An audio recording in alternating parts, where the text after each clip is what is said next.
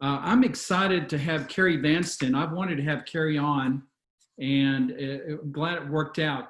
Carrie is an alligator wrangler. She helps businesses and professionals who are up to their necks in alligators move on to energized growth mindsets, overflowing with opportunities. She co-authored the award-winning book, Many Trends. Her article, based on her presentation today, recently appeared in the Texas CEO magazine. She was nominated in the 2020 Austin Business Journal Profiles in Power.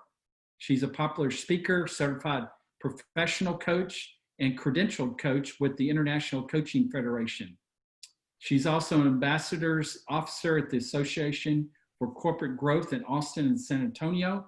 And on a personal side, she loves to dance, travel, and spend time with her 2 children. So thank you, Carrie, for joining us. Thank you, Craig. It's great to see y'all. Thank you so much for having me. I'd love for people to come and get on live if possible. It's a lot easier for me to talk to real people and for y'all to interact. So if any of those people that are in the dark might open up their things so we can see your faces, that would be fantastic. So the first thing people usually ask me is, how in the world did you become the alligator wrangler? Great question. Let me back up a little bit and tell you a little bit, give you a little bit of pre-story. I worked for a technology forecasting company for a long time, and what we found was that people didn't just want to forecast the future, they wanted actually to create the future. So we came up with this list of best practices for people to really find trends that were important and then create businesses or grow their businesses off of that. That turned into a book called Many Trends, and it won a couple of Best Book Awards. We started doing conferences and we started doing seminars and consulting around it, which was great. But what I found over time was that people, there was just a really lot of people that were really unhappy, especially in the corporate world, because they just didn't have the opportunity to use their creativity, because their companies had such fixed mindset. It was like, get your work done, you know, head to the down, and you know, just do what you're supposed to do. So I started getting real involved with culture and conscious culture, and you know, how do you let people have this freedom to have their creativity? I started working with companies on that, and it was really great. But after a while, again, I found that if the leaders and the managers had these fixed mindsets, that it was like putting Band-Aids on. And I started getting really stressed out. I'd see the people I was working with stressed out, I would get stressed out, and I started getting really stuck. Well, then I took a 9-month executive coaching program, and it just changed my life. It gave me the methodologies and the techniques to really be able to change that fixed mindset into an energized growth mindset. And it just really not only helped me, but be able to help other people also. Well, one of my first potential clients right after that came to me and said, Carrie, you know, I've got a list of to-do lists this long. Things are falling through the cracks. My wife is upset because I never get home in time for dinner. My assistant just quit on me. I just feel like I'm in an alligator pit. And I said, alligator pit. Yeah, I feel like that too. And I think a lot of us do. So I said, and he said, can you help me? And I said, I can help you. I can get you out of that alligator pit. And I did. And that's when I became the alligator wrangler. So what I would like to talk to you about today is how I could get you kind of out of that COVID-19 alligator pit that we're in right now, with all the uncertainty, you know, swirling around us. How can we feel better about that? How can we consciously and intentionally change that fixed mindset to an energized mindset? And kind of how it goes is, you see, we have a core thought, which leads to emotion, which leads to an action. This is kind of the way we're wired.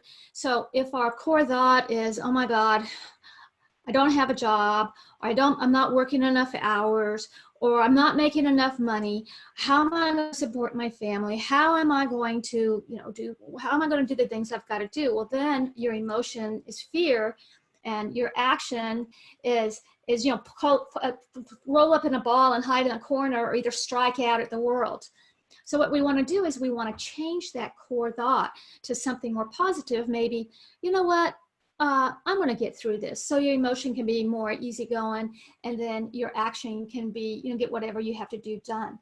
But if you can intentionally raise that core thought to something more like, wow, this is a window of opportunity. Things are changing. Maybe this is my way to really make a difference. Maybe this is my window of opportunity. Then you can get excited, and then your action is going to go out there and take advantage of this weird situation, but something that might really offer you opportunities. So that's kind of where we're going to go today. I'm going to share 9 tips on getting to that positive mindset. And they're kind of grouped into to threes. The first 3 is kind of how do you connect with others in raising this mindset. The second one is how you connect with yourself to raise that mindset. And then the third one is how do you connect to the future. So those are going to be the 3 ones that we're going to talk about. What I'd like to do right now is take just a moment, and I'd like for you to think about an alligator pit that you're in right now. It could be, you're kind of struggling to pay the bills. It could be that you're having a hard time connecting to your potential customers, or the customers you already have, but they're kind of slipping away maybe.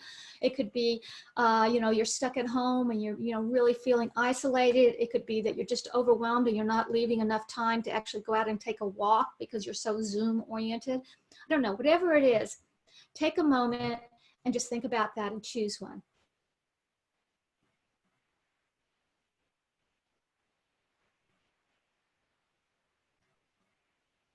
Okay, you got one? Couple of nods. Yay, Michelle, thank you.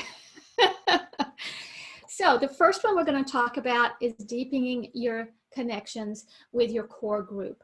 Now, this could be the people at home, because we're stuck at home, we're with a family. If we have a family at home, if we have kids at home, if we have a spouse, or if we're by ourselves, we're still connecting with probably parents or maybe best friends, or, maybe your team, whoever your team is that you're working with. So this is a great opportunity to really deepen those relationships. This is the opportunity to really kind of delve into and really connect with people's hearts. That's what we really want to be cared about. That's what we as humans are all about. So one way to do this is to be curious about the other person. Ask open-ended questions. So instead of asking, what do you want to watch on TV? Do you want to watch TV tonight? It's what do you want to watch and why? To open up the opportunity. Maybe with a friend, it's like, instead of saying, how was your day what did you have a good day today? How was your day? What was your favorite part of the day? Maybe with a colleague, it's like, well, what did you think about that? What did you think about that project we're doing? How did you feel about it? But opening up the conversation and really getting into, or, what did you do this weekend? Well, tell me a little bit about it. One of the things I've been doing is I've been taking my 12 and 15-year-old kids out on walks, and I ask them, what do you want to be when you grow up? What's your favorite subject at school? The other day I asked, what if you could go anywhere, where would it be? And my younger son said Easter Island, and I was like, Easter Island? That's odd. That's a really interesting choice. Well, why? And he was telling me about, that the statues are hidden underground, and, he was going on. And I thought, that's a really interesting. And I got to know him a little bit better. So this is just being curious is just a really great way to kind of connect on a deeper level during this period. A second one on the connection side is connecting to others, others in your network. This is an absolute perfect time to make a list. Okay, these are the people I haven't talked to in a long time. Maybe these are the people that are potential people that might hire me, or potential people that might use my services, and just go through them and start calling them. And it's kind of magical, because this is a time that we can ask them how they're feeling and how they're doing. And so we can focus on that instead of I need a job, or I need something from you. Because the more I find, the more I I have a hard time. It was one of the places I struggle is calling up someplace, and I'm really looking for work, and I'm trying to get to it without being too obvious. And in this season, it's a lot easier to say, hey, how are you feeling? Oh yeah, what's going on? And then you develop that relationship, and maybe something comes of it, but chances are it'll be later, but you're developing the relationship. One of my friends, Lauren Torrent, she called me up the other day and she said, I keep getting these announcements that you're speaking here and there. And, I just want you to know that I'm not really interested in that right now, but I'm always excited that you're talking and I want to know what's going on with you. And we had this long conversation. Well, she's in healthcare, and I tell you, she'll be on the top of my list if somebody asks me about having a home care. I'll definitely say Lauren.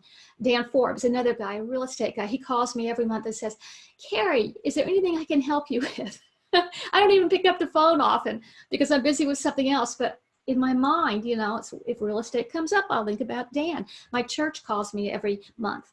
And, so when they call me, that connects me in a way. So I just encourage you that, to connect with those people that, you really want to be in touch with, because this season is different from other seasons, and take advantage of it. A third way, as far as connecting to others, is reach out to your community. And I know you guys are great job seekers. This is the first time I've spoken at job seekers, but I know that, that you guys have a really great reputation for really supporting each other and having a really caring environment. So that is fantastic. And you can even reach out more to your neighbors. And, I personally, I'm a big dancer. I love to dance. And so I give to some of the dance places in town, some of the musicians. There's a musicians fund and some other stuff. So I encourage you, because what happens is when we think about other people and we focus on other people and helping them, then that comes back to us, and we feel better because it takes us away from all of this gloom and all this gloom that we might get stuck in. Anybody have any thoughts around the connecting to others? Any questions? I don't have. Go ahead, Michelle. I don't have a question, but I've felt like doing volunteer work has really helped me connect, and it kind of takes my mind off what my situation is and get to meet other people and actually feel like you're contributing.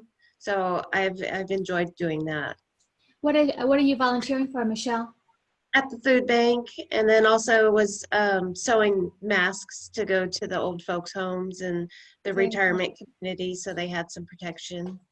Well, I know a lot of the older people that that aren't very familiar with technology, they often need help. So that's another avenue that some of my friends are helping with. One of my friends is delivering food for the junior organization that gives out food for children and stuff. So yeah, there's a lot of opportunities out there if you have the time. But just being part of a group is like so important too, that y'all are doing. So now let's go on to connecting to ourselves. And the first one is really focusing on your strengths, using your past strengths now. One of my clients, he has just kind of got really depressed. He was kind of, he was stuck at home. He wasn't getting his work done. He didn't feel like he was reaching out to the people he was working with. And he was really kind of stuck. And I told him, well, why don't you think back? I remember last summer, your wife was sick and you had to stay home with the 2 kids and you were going crazy. How did you cope then? And he said, well, I got really good at shooting to the HEB and shooting back. I got really good at focusing when I did have a moment, just completely focusing on what I was doing. And I got just about as much done as I did at the office. Another thing with that is that with Zoom, another thing that I suggested to him was, he kind of felt isolated. There's a lot of opportunities in the community right now to get out of that isolation by getting involved with, this group here is a great example. But, I belong to a couple of Zoom groups. One of them is my National Speakers Association, and we get together once a week, 4 or 5 of us, and we chat. There's another group that I belong to, the Association of Corporate Growth, where I put on a little mastermind for people. And, one of the things, huh? One of the things I suggest is, when you go to Zoom meetings like this, that you can see people, because then you can kind of look around and, while the person's speaking, not that I want you to do it for me, but you can look on LinkedIn and see who's on and kind of say, oh, that person looks really interesting. I think we have something that will complement each other. Why don't I reach out to them afterwards? So in a way, if you kind of look at things on the positive side, normally if you walk into a networking event, there's a whole bunch of people and you've got to figure out who to talk to. And then once you talk to them, someone might interrupt you right when you get to the point where, you're kind of connecting. So in the Zoom, we really have a chance to see who's on it, and then maybe if not contacting, not connecting with them then and connecting up with them later. And often people will be open to a half-hour Zoom call versus going across town and meeting for coffee. So, again, it's the mindset of, how can I make this into something that's actually positive? Another past strength that I suggest you keep in mind is, when do you feel your best in the past? It's usually because you've had enough sleep, you've had a good meal, a healthy meal, and your mind, body, and soul, everything is working together. So keep that in mind too, is really, hold on to that, keeping yourself healthy part, because that's a past strength that you can take advantage of now. A second one around really connecting to yourself is writing things down. When you write something down, it becomes a story, and your subconscious and your conscious come together quicker and process it. And so it helps you so much in getting unstuck and moving on and taking advantage of things, because you kind of see it on paper. So if you journal, great, keep doing it. If you don't journal, try starting, because it really is great. It doesn't have to be real formal. It can be just, in a little notebook, and pull it out and start writing things down. James Pennebaker, who is a UT professor in the psychology department, he says that by writing things down, expressive writing actually improves physical health and work performance. Art Markman is another person, the two guys on your head guy, that does a lot of research, and that writing really makes a difference in how we perceive things and how we move on from things. A third thing that you can really connect with yourself and change that mindset is by being grateful. When you're grateful, it takes your mind off things and it connects you to a higher intelligence. And it's just really, I suggest to my clients and my audiences 3 to 10 gratefuls every night. That's what I do. I do 10 gratefuls every night.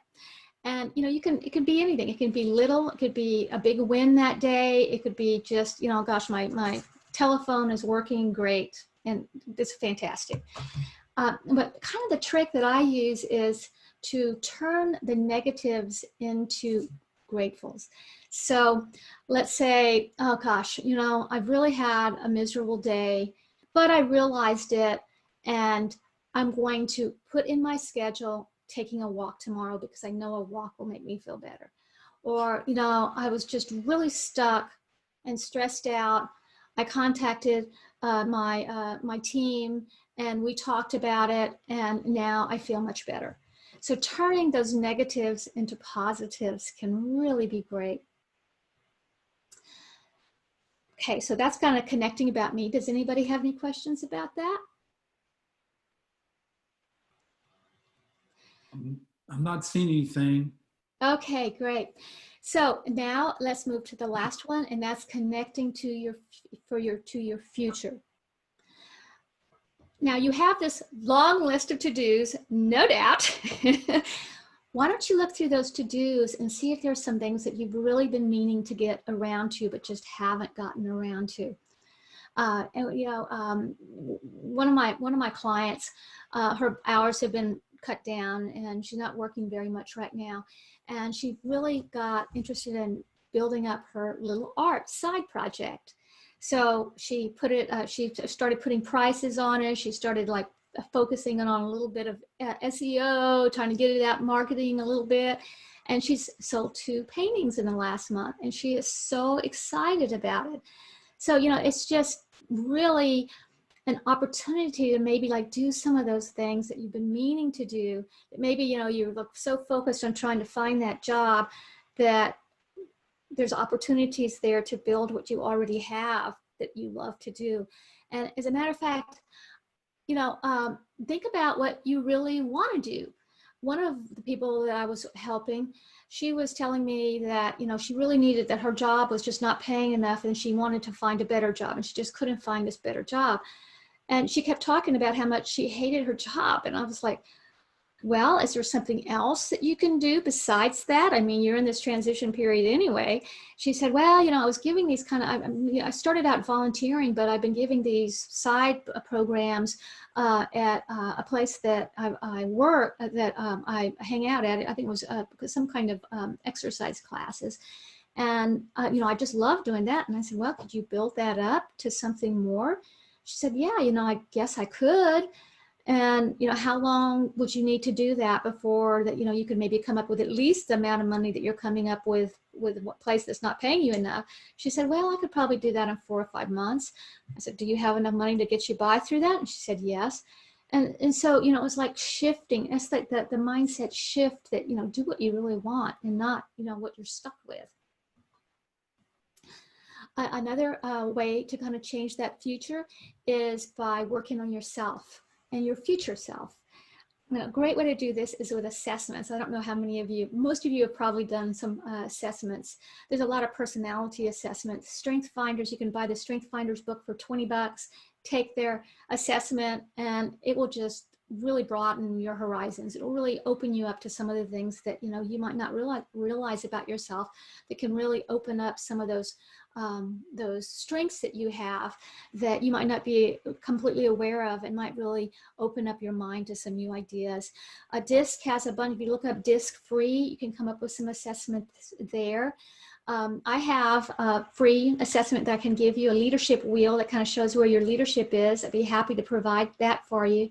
I also have attitudinal assessment that I do that's super powerful. It shows where your mindset and your energy is under stress, and then where it is under normal circumstances, and then how to kind of shift it. And I'm happy to give a big discount on that to y'all if you're interested in that. So the idea is just really to be working to become our best selves and become more intentional about it. And really the gratitudes and the writing and all of that helps that too. It's just about looking to your best life and your best future and your best self. And then finally, goals. It's really important to set goals. And, you know, most of us do have goals, but this is a good time to kind of review them. And what I would really love for you to offer is really think about, if you could wave a magic wand right now, what do you really want? Matter of fact, close your eyes for a minute and just think about what you really want.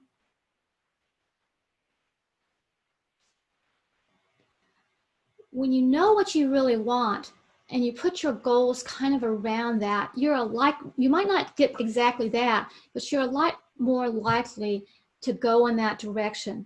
So I suggest write down a goal like that, and maybe 2 or 3 others, maybe 3 months, a year, 5 years down the line, and write them down and then look at them every night, because that connects your conscious and your unconscious mind much quicker when you're reading them constantly. And think about how you'll feel when those goals, when you achieve those goals, because again, it's all about the law of attraction. It's like, you know, if you think about those goals and how you feel, you know, like close your eyes and just say, wow, you know, when I get to there, when you know, like I'm dating a new guy right now, you know, I have to think that, okay, we're going to go on a wonderful outing, you know, I think about that and it makes me feel good. You know, I think about, you know, a year from now, I'm going to have this many clients. I think about it and it makes me feel good. And that good, it makes you feel good now, but it also makes it more likely to happen, because unconsciously you're connecting to that higher intelligence and it's much more likely to happen. So I strongly suggest you do that, is really feel those goals and be inspired by them. Okay, I know I gave you a lot of information, so I'm going to pull up a screen to review them. Let's see if this works. Okay. We can see that. You can see them. Okay, great. So it's basically deepen your close connections, reach out to others, support your community. That's kind of the reach out to others, revisit past strengths, write it down, practice gratitude. That's really connecting to your deeper self. Tackle someday projects, work on self, dust off your goals. That's all about looking into the future. So what I want to do is take another moment and just think about that first thing that we talked about, that alligator pit that you chose, that you feel like you're in right now. And I want you to think for just a second how these might be able to be used to kind of get you out of that alligator pit and move you on. Even if it's a little bit, every little bit helps.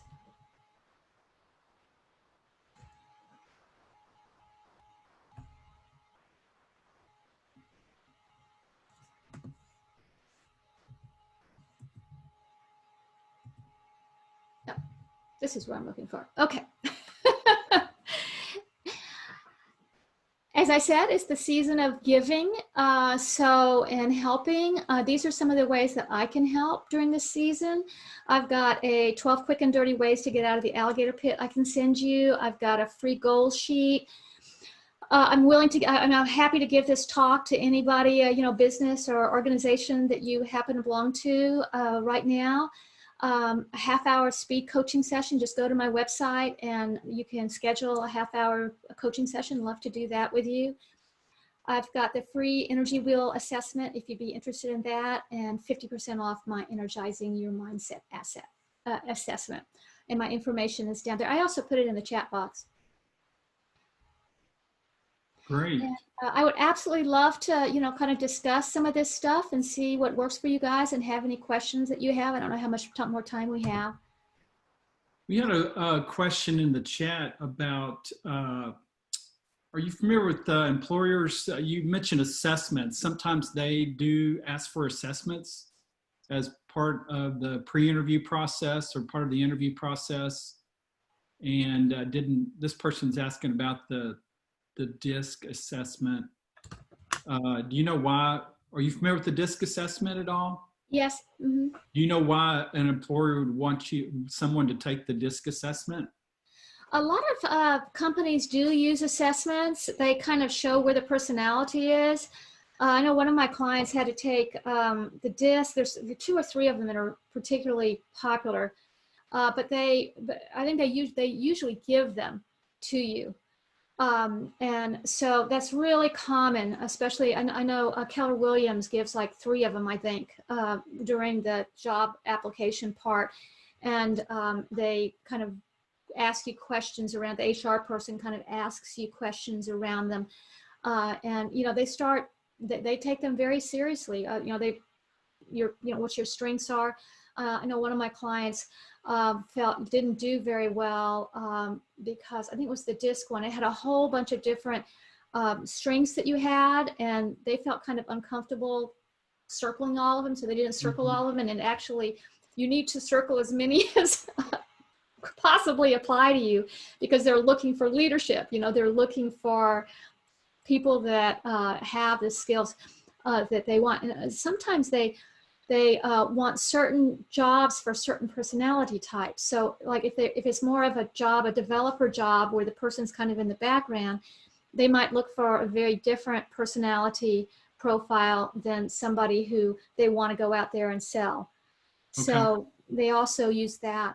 But as far as using it to help you in making you a better candidate, or making you helping yourself be the best candidate as possible, it's very interesting to see what because these tests are, pretty proven, they're pretty good.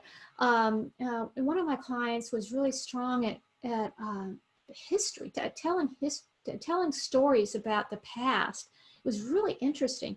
And as soon as I mentioned that, and I was kind of surprised, he said, yeah, I love history, and I love bringing it into whatever I'm doing.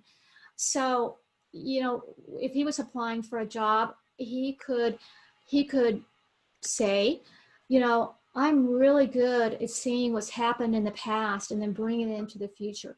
My strength finder says that, I'm really strong here, or my strength finder says that I'm really strong in connecting people, or my disc says that I'm high energy, highly motivated. I think I'd be really great for this. So I think that, one, you could be expecting it so it doesn't completely shock you, and you really want to rate yourself as high as possible. Don't use a lot of humility. Yeah. But yeah, I think that's just not being thrown by it. And the second thing is really taking them on your own, so that, you realize what your weaknesses is. Maybe you're a little weak in this area, so you can maybe work on that and be aware that, you need to put a little bit of effort into that. Yeah. Okay, last question. You probably covered this, but there's a lot of uncertainty out there, and uncertainty about when are we going to get out of this, uncertainty about when am I going to get a job, are there jobs, how do you coach people around dealing with uncertainty? Well, all of this stuff is really to get you to concentrate, to change that uncertainty thought into, what can I do about it? Really, what can I do about it? And one of the things I really encourage you all to think about is that this is a huge time of change. Some of the people, like a lot of it has to do with, if people are unhappy in their jobs, or, if they think that they might be able to get a better job right now, there's a lot of shuffling around. And so people are leaving companies and they've got to be replaced. And other people have lost their people and need to, bring more people on. Also, I work with several CEOs, and some businesses are growing. I've got one client that has a digital marketing company, and because he really hadn't had enough time to really keep his employees busy, he started concentrating on another venture that he's wanting to do around trade shows, and he's been working on that. And in the meantime, businesses started coming on because people are realizing digital is important. So, he is actually hiring people, and I hear about other people too. So this is also, even if people aren't hiring, this is the time when they might not be that busy. And so it might be a perfect time to, again, reach out to them and say, hi, I was just touching base to say hi and see how you're doing. Yeah. Or, drop and one of the things I've been seeing too is they have, I think it's called Bonbon, where you can do a little video of yourself. Yeah. And, that might be something. I don't know, it's like $29 a month. So it's far from free. But it might be worth trying for just a month or two and seeing if that's something that, you can kind of put a little personality into. One of the guys, I saw it, the first time I saw it, he had a "Hi, Carrie" on it. And he had a little, "Hi, I'd like to meet you." He saw me online like this. Yeah. And he wrote to me afterward on LinkedIn. He said, and he did a little video. He wrote me a little email and said, "Hi, it was nice seeing you. I'd love to have set up an appointment." And then he had a little thing and said, and it said, "Hi, Carrie." He said, "Hi, I'd like to meet you." Okay, that's good. So try different things, try new things to reach out, continue to network. Don't stay paralyzed just because things are uncertainty. You got to step into that and get out of the alligator pit.